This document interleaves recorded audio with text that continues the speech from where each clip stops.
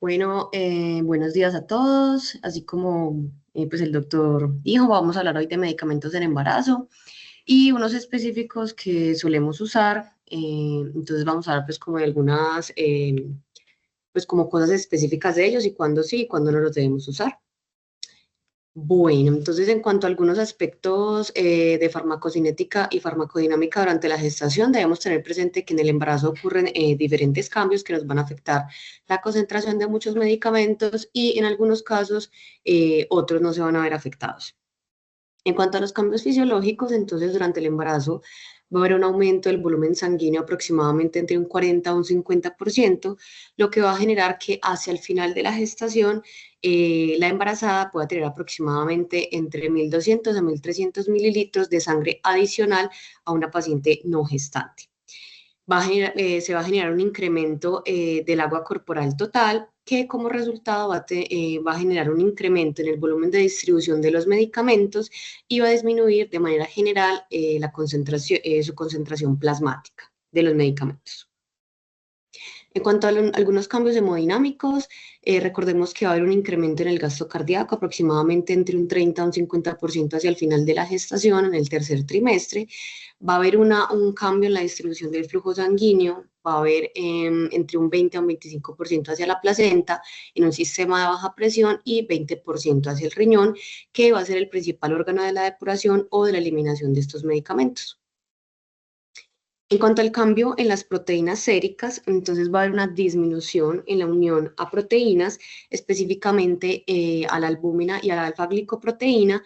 Esto va a generar que haya un aumento de las formas libres de los medicamentos y esto va a favorecer que estas se eliminen a nivel renal, sus metabolitos activos y puede generar pues como una disminución en la concentración de los medicamentos. En cuanto al sistema portal y el metabolismo hepático, va a haber un aumento del flujo portal, más o menos entre un 150 a 160% en el tercer trimestre. Va a haber un mayor aclaramiento hepático y un efecto de primer paso que va a consistir en un primer metabolismo previo a, digamos, a la liberación a la circulación sistémica, que nos va también a contribuir a reducir la concentración de los del principio activo de los medicamentos y va a haber un cambio en la actividad de las enzimas citocromohepáticas, que son las principales en donde se metabolizan los medicamentos, y en algunos casos van a aumentar y en otros va a disminuir su actividad dependiendo pues como el tipo de enzima. En cuanto a la absorción de los medicamentos, entonces esto es importante específicamente para los medicamentos vía intramuscular, ya que si bien el flujo sanguíneo se va a redistribuir a la placenta, al riñón y a otros órganos, el flujo va a disminuir hacia el músculo, entonces los medicamentos que se administren por vía intramuscular, digamos, van a tener una menor concentración.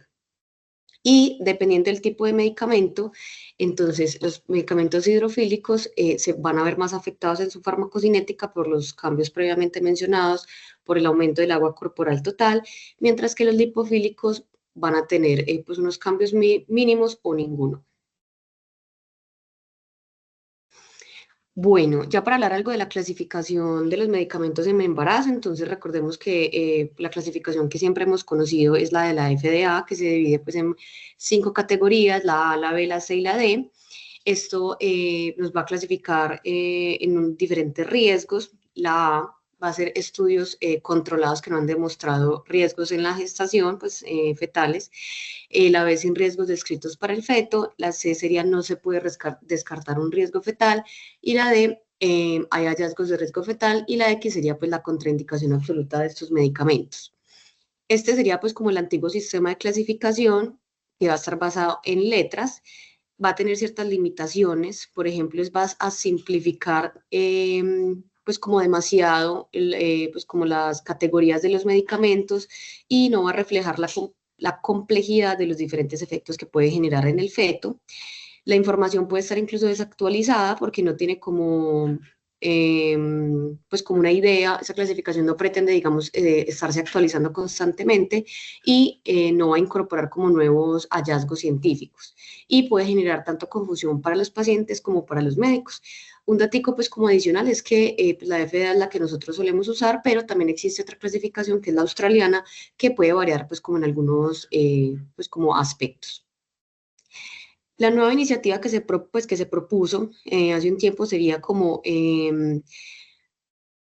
cambiar como el etiquetado de los medicamentos hacia una, pues como una clasificación que sería Pregnancy and Lactation Labeling Rule. Las principales características es que va a eliminar las categorías con el fin de incorporar como una descripción más detallada de los tipos de medicamentos y los efectos potenciales y va, digamos, a separar como más claramente si son medicamentos, pues la clasificación de si es medicamento en embarazo, va a incluir la exposición fetal y el riesgo de la madre, también va a tener presente la lactancia, entonces si el medicamento está presente en la leche materna y los efectos que probablemente pueda tener en el lactante, y va a incorporar otro aspecto que no tenía pues, la anterior clasificación, que sería el impacto en la fertilidad femenina y masculina. Entonces, ¿cuáles son las ventajas de esta nueva clasificación? Que va a tener una información que va a estar basada en la evidencia, se van a detallar los riesgos conocidos, el nivel de evidencia y nos va a proporcionar unas recomendaciones clínicas que usualmente van a estar basadas en riesgo-beneficio. Se actualizan los prospectos conforme van surgiendo nuevos hallazgos científicos y entonces va a proporcionar una información mucho más precisa, más actualizada y comprensible tanto para médicos como para pacientes. Y en consecuencia va a facilitar la toma de decisiones más informadas, tanto en el embarazo como en la lactancia. En cuanto a los medicamentos que en conjunto con el doctor Arturo quisimos traer hoy, sería pues como los analgésicos y antiinflamatorios, algunos antigripales de uso frecuente, los antieméticos más usados en el embarazo, los anticonvulsivantes, los inhibidores de la bomba de protones o algunos antiparasitarios y los retinoides, específicamente la isotretinoína. En cuanto a los analgésicos, vamos a hablar del acetaminofén, de los AINES y de la aspirina. En cuanto a la acetaminofén, todos sabemos que es un medicamento ampliamente utilizado en el embarazo. Según la literatura, es el medicamento más consumido después de las vitaminas prenatales y el hierro. No se ha asociado su uso con teratogenicidad. Sin embargo, hay poca información disponible que respalde la ausencia de esta asociación. Tiene un uso extensivo y, pues, digamos, la escasez de efectos adversos documentados validan pues como la elección de este medicamento como el analgésico y antipirético preferido durante la gestación. En cuanto a algunos efectos que se han descrito, se dice que algunas investigaciones experimentales sugieren que podría generar algunas alteraciones en el neurodesarrollo. Dentro de las que se han mencionado está el trastorno por déficit de atención y hiperactividad, el autismo, retrasos del lenguaje, disminución del coeficiente intelectual, la parálisis cerebral y algunos trastornos de personalidad y de la conducta. Con respecto a otros efectos, no hay una evidencia en humanos que demuestre que hay un aumento en el riesgo como de aborto, anomalías congénitas o retraso en el neurodesarrollo. Se considera como un posible disruptor endocrino, sin embargo todavía está como en investigación y si bien no se han identificado como unos riesgos claramente, no debemos considerarlo como inocuo o como que no puede tener ningún efecto sobre la gestación, entonces debemos utilizarlo con las indicaciones médicas claras y no fomentar, digamos, el uso excesivo de este medicamento. En cuanto a las otras asociaciones con el uso prolongado, aquí pues como cabe resaltar que en la literatura no mencionan, pues a lo largo de la charla vamos a hablar de que se menciona pues, las palabras como uso prolongado, pero dentro de la literatura que revise no se menciona que se considera un uso prolongado. Entonces queda ahí como la duda de cuánto tiempo pues como es considerado esto. En cuanto a la asociación, Camila, hola. bueno, hola, y para todos. Aquí hay algo muy importante y es que el acetaminofén es un medicamento pues que todos formulamos, que lo formulamos pues, con toda la confianza y los últimos 5 años han salido en la literatura algunos artículos pues que hablan de los efectos que habla Camila, sobre todo en el neurodesarrollo. El problema que tenemos con la literatura alrededor del acetaminofén es que la evidencia científica parece buena, pero siempre hablan el uso prolongado de acetaminofén. Y así como lo acaba de expresar Camila, no encontramos en la literatura qué es uso prolongado de acetaminofén. O sea, nosotros no sabemos si el uso prolongado es usarlo todos los días durante una semana, durante 30 días o durante 4 días. No tenemos idea porque buscamos por muchas partes qué es uso prolongado de acetaminofén y no sabemos. Entonces, por eso es muy difícil establecer bajo la luz de la evidencia científica nosotros que realmente el acetaminofén tenga una unión a la aparición de autismo o algunos trastornos del neurodesarrollo. Entonces es muy importante esta parte de la conferencia y por eso quería que fuera la primera, el primer medicamento que dijéramos, porque a pesar de que hay mucha literatura en los últimos 5 años que como que ataca el uso del acetaminofén, no sabemos realmente qué es uso prolongado de acetaminofén. Listo, Camila, gracias. Listo, doctor. Bueno, entonces, en la mayoría de los estudios, bueno, no alcancé a mencionarlo entonces. En cuanto a las hallazgos asociados al uso prolongado, entonces se ha asociado pues con criptorquidia, con sibilancias y asma infantil y algunos problemas en el neurodesarrollo, pero todavía digamos que son como hallazgos que no se han comprobado, digamos, con evidencia. En la mayoría de los estudios, su uso no va a incrementar los efectos adversos, pero como mencionaba, falta más investigación en humanos sobre los riesgos potenciales mencionados, porque los que les mencionaba ahorita del neurodesarrollo han sido más en investigaciones experimentales y no en humanos. Bueno, entonces, en cuanto a los posibles beneficios del uso del acetaminofén, entonces va a haber un beneficio en la reducción de la fiebre, que al tener ese efecto va a generar una disminución en el riesgo de algunas anomalías congénitas asociadas a la hipertermia, aunque todavía se necesita más investigación.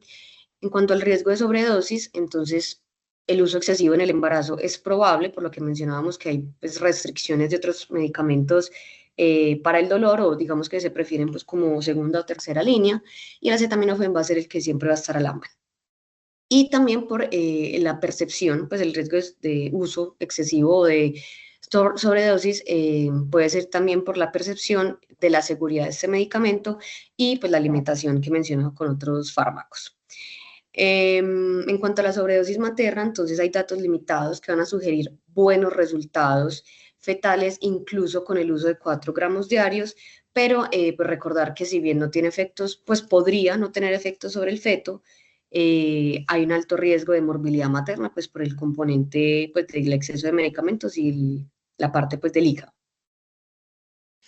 En cuanto al uso de los antiinflamatorios, entonces también hay una tasa, digamos, relativamente, pues como moderada alta en el embarazo, entre el 2 y el 15%, pero va a disminuir considerablemente en el tercer trimestre, pues por las recomendaciones que ya en un momentico les voy a mencionar. Va a ser unos medicamentos que cruzan fácilmente la placenta, pero no se han relacionado con malformaciones congénitas mayores. En cuanto a los riesgos y los beneficios, van a depender del tipo de medicamento, de la dosis, de la edad gestacional que tenga la paciente y la duración del tratamiento. Se limita el uso por los riesgos potenciales, principalmente para el feto. También acá mencionamos lo de los cursos repetitivos. Si bien mencionan como el uso por más de 48 horas que se puede asociar a ciertas alteraciones fetales, no hay como una claridad también sobre a qué se considera cursos repetitivos. Entonces, como para que tengamos también eso presente. Cuando se utiliza por más de 48 horas, en el contexto de pacientes después de las 24 semanas o incluso pues hacia la semana 32, favorece entonces un cierre prematuro del ductus arterioso y también puede generar una falla renal después de la semana 20, debido pues a la vasoconstricción de las arterias renales que va a generar estos medicamentos y en consecuencia va a generar un oligoamnios. Recordar que esto sería pues como con el uso mayor a 48 horas. Va a haber una débil asociación con aborto espontáneo, con el uso de ibuprofeno o naproxeno y especialmente va a ser cuando es cerca de la concepción. Cuando se utiliza a corto plazo o pues por pocos días en el segundo trimestre no parece estar asociado a desenlaces fetales o adversos. Acá es importante, pues como mencionar que digamos que no se habla de efectos adversos en el feto hacia el primer y segundo trimestre y en el tercer trimestre o después de las 24 semanas sí se va a asociar pues, como al cierre prematuro del conducto y a la falla renal. En Hola, cuanto a... qué pena te interrumpo ahí un Dale. momentico. ¿Cuáles son las dosis? Porque mencionas que el uso no prolongado, pero ¿cuáles son las dosis y cuáles son las vías en las cuales puede tener estos efectos sobre el feto? Porque eso es muy importante definirlo. Bueno, Lo principalmente, leíste. sí, principalmente, pues como dentro de lo que revisé, pues la vía oral, digamos la intramuscular podría tener menos efectos, pues podría tenerlos, pero digamos que la concentración, como mencionaba previamente, puede llegar a ser menor, pues como a nivel sistémico, aunque también, pero principalmente dentro de lo que revisé serían vía oral. No, entonces, tanto la vía oral como la vía intravenosa, es más, la vía intravenosa tiene menos paso de metabolismo como tal, e inclusive está descrito los oligoamnios con los AINES que son tópicos. Hay descrito cierre prematuro del ductus con AINES tópicos. Entonces, eso es súper importante que, pues, para todos, a mí me parece importante mencionarlo, porque no es solamente con los AINES orales. Entonces, y inclusive con un solo uso. Entonces, eso es como muy importante recalcarlo ahí. Listo, muchas gracias, doctora.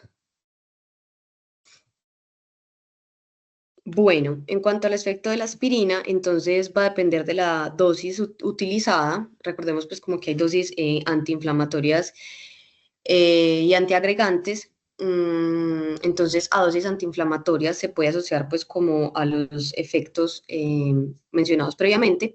Puede haber un aumento en la mortalidad perinatal, un riesgo de hemorragia neonatal, disminución del peso al nacer. Mencionan pues como un hallazgo de prolongación de la gestación y del trabajo de parto y unos posibles defectos congénitos. Entonces, al igual que otros antiinflamatorios, debe evitarse en las etapas de la gestación. A dosis bajas no aplicar estas condiciones, que ya voy a mencionar cuáles son pues como los diferentes tipos de dosis.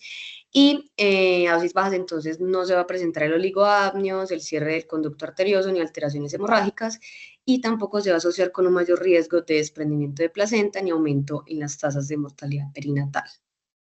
En cuanto a los diferentes dosis, entonces, recordar que las dosis bajas entre 60 y 100 miligramos al día, el uso principal va a ser, pues como en la población general, la prevención de eventos cardiovasculares y en el embarazo va a ser pues, utilizada para prevenir la preeclampsia en mujeres de alto riesgo y esa dosis va a ser considerada segura. En cuanto a las dosis intermedias, hablamos de dosis entre 300 a 600 miligramos cada 4 a 6 horas, usualmente esas serían las dosis antiinflamatorias, analgésicas y antipiréticas, y en embarazo pues no suele recomendarse por todo lo que ya mencionamos de los efectos antiinflamatorios. Se menciona pues como dosis altas de hasta 4 gramos al día. El uso principal de esta va a ser tratamiento de enfermedades inflamatorias, específicamente como la artritis reumatoide. Dentro de los riesgos importantes sería la hemorragia materno-fetal, el retraso en el trabajo de parto y el cierre prematuro del ductus. Y generalmente van a estar contraindicadas en el tercer trimestre. Listo, entonces, eso como con respecto a los antiinflamatorios. En cuanto a los antigripales, quisimos traer como dos grupos, que serían los descongestionantes nasales y los antihistamínicos, que suelen ser encontrados en combinación. Bueno, en cuanto a los descongestionantes, entonces pueden estar en aerosoles o pastillas, son de venta libre y van a contener diferentes tipos de medicamentos, que serían los vasoconstrictores, como la fenilefrina, la pseudoefedrina y la oximetazolina, los antihistamínicos y los glucocorticoides, que digamos no los vamos a mencionar durante la charla. En cuanto a la fenilefrina y pseudoefedrina, son medicamentos simpático-miméticos. La pseudoefedrina pues, va a tener un uso común en el embarazo. Los estudios no han como demostrado un aumento claro en la presentación de malformaciones congénitas. Sin embargo, se debe usar con precaución, especialmente en el primer trimestre. La fenilefrina también debemos usarlo con precaución. Este está asociado con un posible con una posible reducción del flujo sanguíneo uterino o efectos antihipertensivos por su efecto simpático mimético. Estos medicamentos los podemos encontrar pues, en las presentaciones como el Xgripa o el Elfas-D.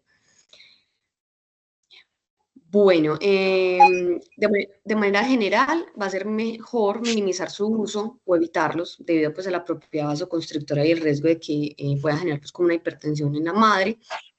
El uso en pacientes normotensas que tengan síntomas respiratorios probablemente sea seguro si lo utilizamos como de manera esporádica después del primer trimestre. Y en cuanto a las recomendaciones generales, vamos a preferir la vía intranasal sobre la oral para minimizar pues los riesgos sistémicos y utilizarlos pues como a dosis terapéuticas y siempre como bajo supervisión médica. Hola Camila. Hola, sí, doctor. Yo aquí quería de pronto hacer mención a algo muy importante, y es que uno en la literatura, así como en la revisión que hizo pues en este momento Camila, se encuentra colocada esa diapositiva, perfecto. Uno, como ustedes pueden ver, hablan de minimizar su uso o de ser, digamos, como muy cuidadoso. A ver, es importante tener presente lo siguiente.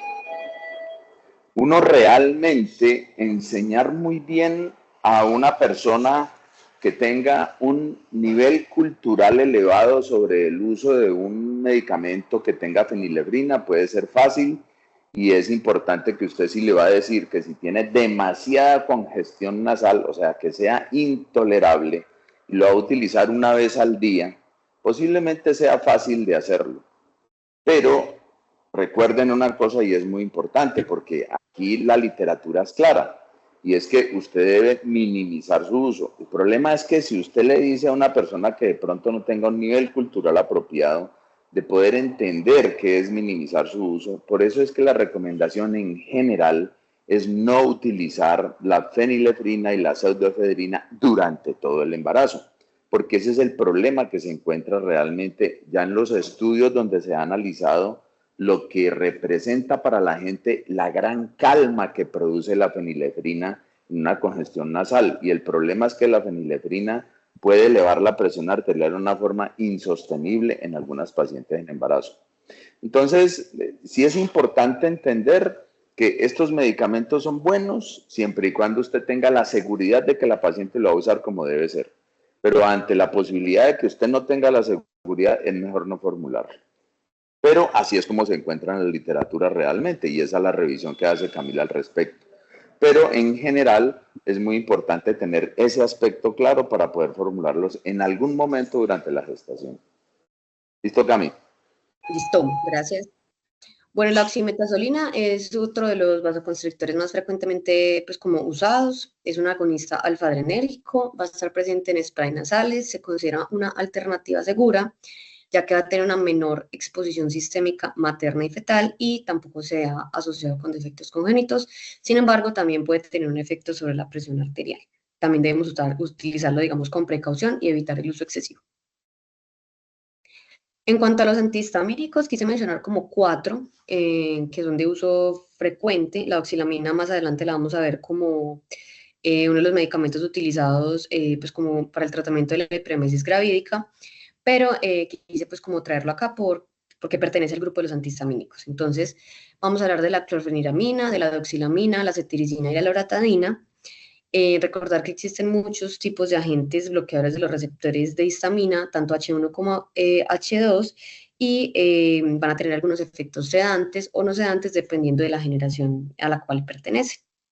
Y suelen utilizarle con frecuencia sin pues, como un daño aparente para el feto. En cuanto a la clorfenidamina, es un antihistamínico de primera generación. Uno de sus principales efectos, pues como secundarios o esperados, sería el efecto sedante. Va a tener un buen historial de seguridad para aliviar, digamos, tantos síntomas, podría ser tantos síntomas gripales como síntomas de prurito en algunos pacientes, y va a ser un poco menos eficaz para la congestión nasal y el goteo postnasal. Van a ser seguros durante el embarazo y no van a tener asociación hasta el momento con defectos congénitos. En cuanto a la doxilamina, también hace parte de los antihistamínicos de primera generación, también va a tener un efecto sedante, va a tener un uso frecuente en el primer trimestre, por lo que mencionaba de que es uno de los medicamentos para el tratamiento de, pues de las náuseas y el vómito, la hiperemesis gravídica, y tampoco se ha demostrado una asociación con efectos adversos fetales. En cuanto a la loratadina y la cetiricina, estos pertenecen pues a la segunda generación. Dentro de las clasificaciones de antihistamínicos no se consideran sedantes, aunque podrían tener pues un efecto de somnolencia, pero no tanto en comparación con los previamente mencionados. También se consideran seguros y estos sí están respaldados por estudios en grandes poblaciones. Entonces, de manera general, estos antihistamínicos mencionados van a ser considerados seguros durante la gestación. Acá quise traerles pues una tabla que encontré en uno de los artículos, solamente como para mostrar que a veces, dependiendo de los tipos de estudios que se realicen, se han asociado con defectos congénitos en el primer trimestre. Por ejemplo, la clorfeniramina pues, se asoció, digamos, en ese estudio con un 6,9%, la difenhidramina con un 4,7%, la hidroxicina con un 6%, la loratadina 4%, perdón, cetiricina 4% y loratadina 3,8%. Sin embargo, ya revisando como viene este artículo, no tiene pues como una clara evidencia. Entonces también para que tengamos presente que los estudios con mayor evidencia nos hablan de que sí son seguros durante la gestación. En cuanto a los antieméticos, entonces vamos a hablar del ondansetron, la metoclopramida y voy a adicionar algo como sobre la doxilamina y piridoxina como para complementar. Entonces la metoclopramida va a ser un antagonista de los receptores dopaminérgicos de 2. Con respecto a la seguridad, en estudios observacionales no se ha demostrado una asociación con aumento de las tasas de anomalías mayores y en algunos estudios se ha asociado con defectos de órganos genitales cuando se han utilizado durante el primer trimestre. En cuanto a la eficacia para el control de las náuseas del vómito, va a ser similar al ondansetron en el tratamiento de la hiperemesis gravídica. Bueno, algo importante como para hablar de este medicamento es que pues recordar, digamos, los efectos extrapiramidales que pueden ocurrir tanto en pacientes no embarazadas como embarazadas. Entonces, digamos que este efecto no va a cambiar, pues esta posibilidad de presentar este efecto adverso. En cuanto al ondansetron, es un antagonista de los receptores 5HT3. En cuanto a la seguridad, los estudios retrospectivos de cohorte no han encontrado una asociación significativa con malformaciones. Mencionan que puede existir un riesgo pequeño de aumento en fisuras orales, pero no hay como una evidencia clara sobre esto. Y revisiones sistemáticas y metaanálisis también, digamos, han mencionado una posible asociación con defectos cardíacos y del tubo neural, pero tampoco son concluyentes. En cuanto a la eficacia, va a tener un perfil de efectos adversos, o sea, en sí mismos por el medicamento, más favorables en comparación con la metoclopramida, por lo previamente mencionado, que sería pues como que la metoclopramida se asocia pues, a efectos extrapiramidales. Entonces, de manera general, según la evidencia que tenemos disponible en el momento, ambos son considerados seguros durante la gestación. En cuanto a la doxilamina piridoxina, que sería la combinación del antihistamínico de primera generación y la vitamina B6, que usualmente lo conocemos como Plenif, va a tener un uso común en el embarazo, va a ser el tratamiento de primera línea para la hiperemesis gravídica. En cuanto al perfil de seguridad, la FDA dice que es seguro para el uso materno y estudios epidemiológicos de gran población no han demostrado efectos teratogénicos, lo que sugiere que no tiene un efecto pues, significativo en el desarrollo fetal. En cuanto a algunos riesgos potenciales que se han mencionado, entonces se ha reportado un aumento del riesgo de nacimientos pequeños para la edad gestacional, pero de manera general se consideran seguros, sin embargo no se deben usar como de manera indiscriminada. Todo debe ser bajo indicación médica y durante el menor tiempo posible pues que se pueda. En cuanto a los anticonvulsivantes, quisimos traer 3 por recomendación del doctor Arturo, que sería el ácido valproico, el levetiracetam y la lamotrigina. Recordar que los anticonvulsivantes, digamos, el efecto va a depender del anticonvulsivante utilizado y cuando están asociados a la teratogénesis, esta puede ser de tipo estructural y conductual, usualmente cuando la exposición es entre la semana 3 a la semana 10, y podemos encontrar alteraciones como efectos del tubo neural, hendiduras orales, anomalías cardíacas congénitas o hipospadias. En cuanto al riesgo de malformaciones congénitas, entonces el ácido valproico va a ser el que tiene mayor riesgo, aproximadamente un 6,7 a un 10%. La lamotrigina y el levetiracetam van a ser de bajo riesgo, más o menos entre un 2 a un 3% pues de riesgo de malformaciones congénitas. Hay que tener unos puntos clave con estos medicamentos, entonces debemos tener presente usar el medicamento con menor riesgo teratogénico, siempre mantener el control de las convulsiones con las dosis terapéuticas más bajas para que sean eficaces, y recordar que tratar las convulsiones, digamos, en una paciente que no esté descontrolada, siempre va a ser como la prioridad, porque las convulsiones también pueden tener efectos deleterios sobre la madre y sobre el feto. Debemos tratar de minimizar los riesgos fetales y maternos mediante el monitoreo y ajuste individualizados, y antes del embarazo, entonces debemos establecer la dosis mínima efectiva que controle las crisis para pues, disminuir el riesgo de las alteraciones fetales, y también iniciar la suplementación con ácido fólico para prevenir pues, como el desarrollo del tubo neural, como mencionamos previamente.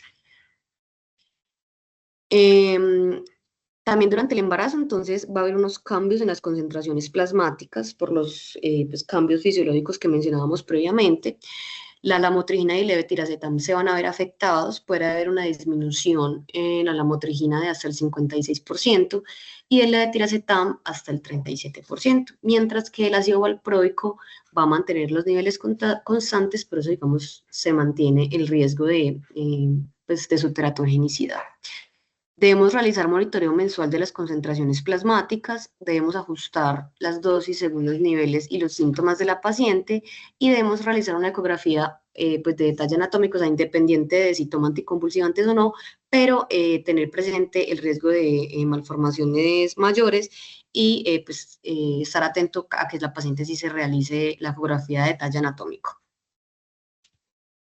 En cuanto al manejo de estas pacientes, va a ser fundamental un abordaje multidisciplinario con neurología, obstetricia y pediatría, y la politerapia, digamos, va a aumentar los riesgos de las malformaciones, por ejemplo, si tenemos una combinación de ácido valproico con topiramato, mientras que va a tener una reducción o va a ser menos probable que la paciente presente esas alteraciones si combinamos el levetiracetam y la lamotrigina. Entonces, para que tengamos como presente que el ácido valproico es el que de los que más tienen teratogenicidad, mientras que el levetiracetam y la lamotrigina son un poco más seguros en el embarazo. Ya para hablar como específicamente de los efectos de estos medicamentos, entonces se ha mencionado lo de la teratogénesis cognitiva y conductual. El ácido valproico se ha asociado con una disminución de 7 a 10 puntos en el coeficiente intelectual, va a haber un mayor riesgo de desarrollo del trastorno del espectro autista hasta en un 2,7%, y va a presentar peores puntuaciones en el lenguaje escolar. En cuanto a la motrigina, va a tener, digamos, un efecto... Camila. Hola. Bueno, aquí quería devolverte a la de ácido valproico.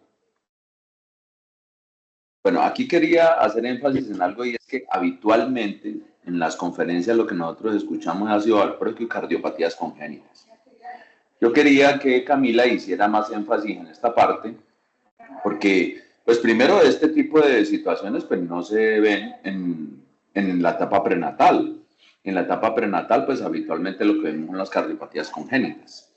Pero nadie habla de lo que puede llegar a producir el ácido valproico a nivel neurodegenerativo, y por eso me parece muy importante hacer énfasis más en esto, sin olvidar que las cardiopatías congénitas están asociadas pues también al ácido valproico, al uso del ácido valproico, pero no olvidar que otra de las razones por las cuales también quisiéramos que no, pues que se pudiera cambiar este medicamento, que no se usara, o que de la etapa preconcepcional pudiera hacerse un cambio hacia los otros dos anticonvulsivantes que lo reemplazan en la mayoría de sus indicaciones, pues debería tenerse en cuenta este aspecto.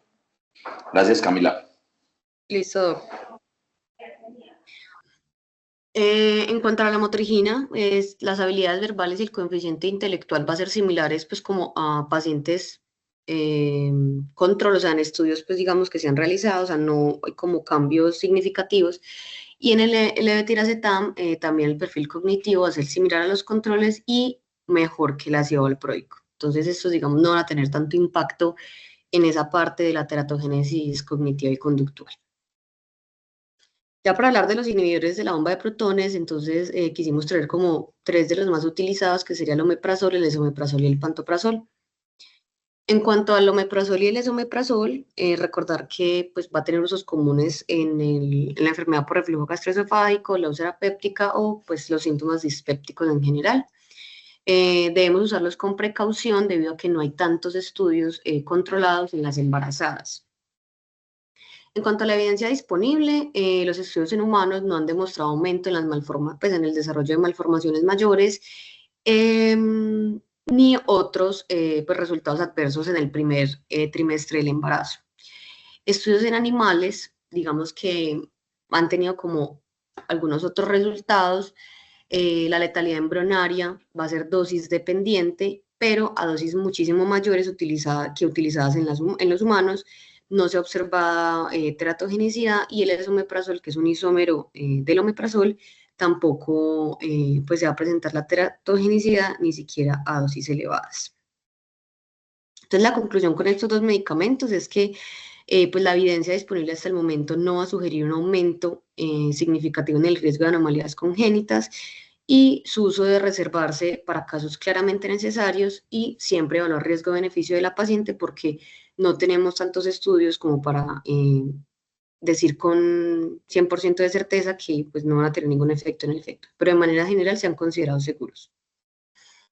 En cuanto al pantoprazol, entonces estudios observacionales y metaanálisis, tampoco se ha encontrado una asociación con malformaciones congénitas ni con abortos espontáneos del primer trimestre. Tampoco va a tener un aumento significativo en los defectos del nacimiento si se expuso pues como en el primer trimestre.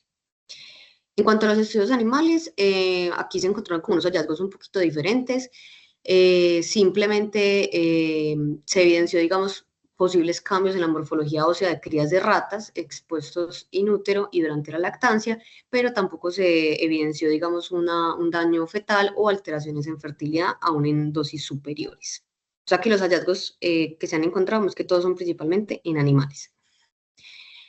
Los datos actuales entonces van a ser tranquilizadores. Tenemos unas limitaciones por el tipo de estudios observacionales que se han realizado. No podemos permitir como excluir ni establecer un riesgo con certeza. Por eso, en todos estos tipos de medicamentos siempre evaluar riesgo-beneficio versus los posibles riesgos fetales. En cuanto a los antiparasitarios, entonces quisimos traer la ivermectina, la vendasol, la nitazoxanida y el metronidazol, recordando que el metronidazol también tiene un efecto tanto antimicrobiano como antiparasitario. En cuanto a la ivermectina, entonces la evidencia en animales, entonces estudios en ratas, se ha asociado a la presencia de paladar hendido a dosis repetidas.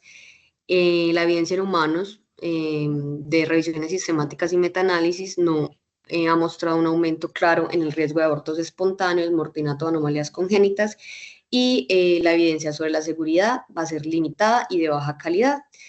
La recomendación sería usar este medicamento con precaución y evitar su uso en embarazo a menos de que sea absolutamente necesario y si lo vamos a utilizar, considerarlo después pues del periodo de la embriogénesis. En cuanto al vendasol, entonces en animales sí se ha demostrado teratogenicidad. La evidencia en humanos va a ser también limitada. Algunos estudios no van a reportar riesgo de muerte fetal, defectos congénitos ni resultados adversos, pero la OMS entonces nos va a decir que su uso va a estar permitido en el segundo y el tercer trimestre, evitar en el primer trimestre por la posible teratogenicidad y siempre valorar también la relación riesgo-beneficio antes de tratar pues, a la paciente en cualquier etapa de la gestación. En cuanto a la nitazoxanida, pues digamos que dentro de lo que alcancé a revisar, no se habla mucho de este medicamento en el embarazo, pues como no encontré pues como datos relevantes o suficientes sobre su seguridad en el embarazo y la recomendación general es tener precaución con este medicamento y pues dado que no hay tanta información, preferir otras alternativas más seguras desde que sea posible.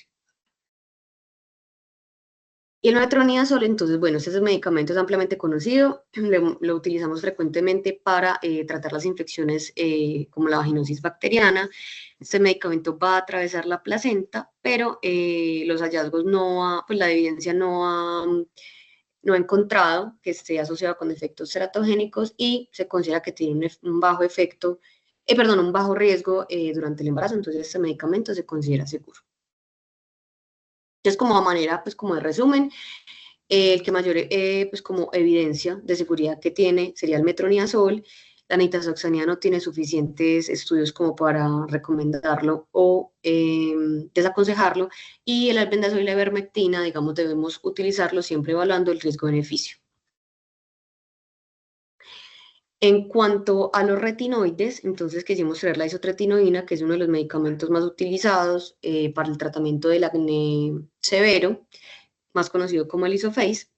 En cuanto a este medicamento, entonces va a ser un teratógeno potente con alto riesgo de anomalías congénitas si el nivel de exposición es suficientemente alto. No encontré, pues como datos, a qué se refería a la exposición suficientemente alto, pero igual debemos como tener presente que lo que se recomienda es que si la paciente desea quedar en embarazo, por lo menos debe suspenderla un mes antes de la concepción. Algunos estudios previos han mencionado una tasa de malformaciones más o menos entre el 21 hasta el 50%, pero pues con una información más actualizada, ha mencionado que puede haber unas tasas más bajas e incluso ausencia de efectos después de la exposición en algunos casos específicos.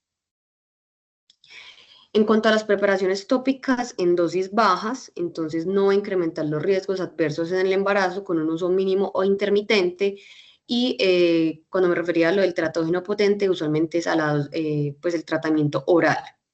Y algunos informes han mencionado casos de efectos del nacimiento tras el uso tópico regular, los cuales igual fundamentan la recomendación de evitar la terapia tópica durante el embarazo. Entonces, este medicamento, como para hacer como una conclusión, si la paciente quiere quedar en embarazo y viene con un tratamiento para el acné, entonces debemos suspenderlo por lo menos, pues mínimo un mes antes de que ella empiece como a buscar el embarazo. Se debe suspender la vía oral de este medicamento y las presentaciones tópicas, si bien no sea pues como asociado con resultados adversos, es mejor evitar esta terapia durante el embarazo y buscar otras alternativas que tengan pues como menos riesgo durante la gestación. Bueno, eso era como lo que les tenía para el día de hoy.